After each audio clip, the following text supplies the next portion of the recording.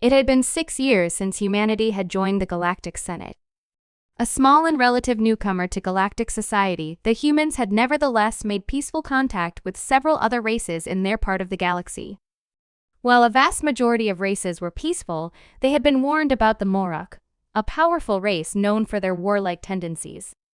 The human ambassador, Ambassador Clark, was at lunch when she was confronted by the Morok ambassador, Ambassador Kalof, who stood 7 feet tall and was wearing the normal Morok body armor. Normally, such armor would be banned in the Galactic Senate, but the Morok had pushed through an exception, claiming it was their cultural dress. "Greetings, Ambassador Clark," growled Ambassador Kalof. "I am pleased to say I have learned something of your history. A story of what was described as your race's greatest battle, the Battle of Cannae. It is said that over 130,000 were killed in one battle. This is more impressive than most puny races have ever managed.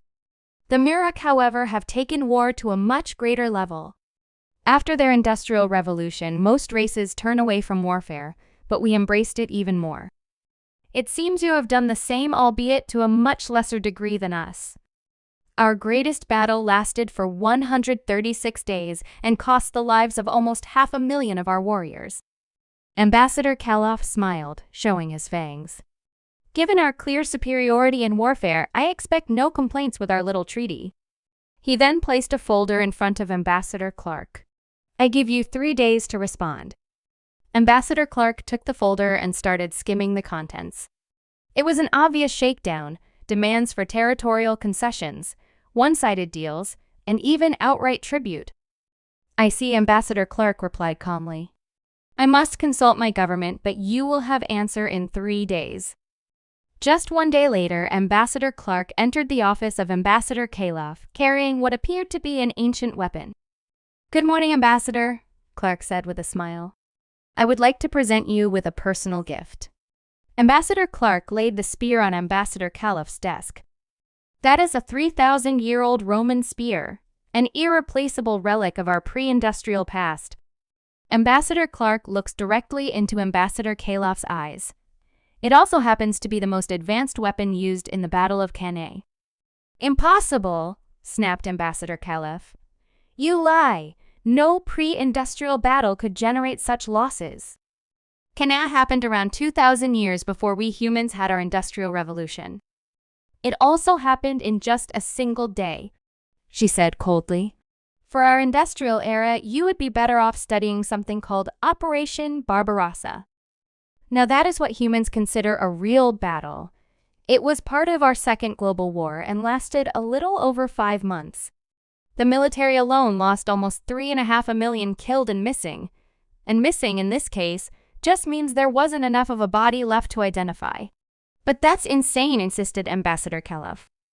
"No race could ever do that to themselves." "Oh, we did far worse than that to ourselves," answered Ambassador Clark.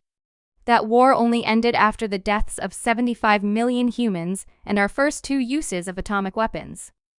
You killed 75 million and used atomic weapons inside your own biosphere?" gasped Ambassador Kalof in disbelief. "Yes, and our use of chemical and biological weapons predates that." Ambassador Clark now looked at Ambassador Kalof with the kind of look a cat gives a mouse right before it pounces. "Now, as for your treaty, I have decided to personally reject it." Ambassador Kalof sits in stunned disbelief as Ambassador Clark continues, "If I took this to my government, they might consider it a declaration of war, and I'm sure you wouldn't want that now, would you?" Ambassador Kalof outweighed Ambassador Clark at least twice over, and was a veteran warrior who had distinguished himself in several battles. But the tone of the human's last question chilled him to his very core. "No, wouldn't he manage to squeak?"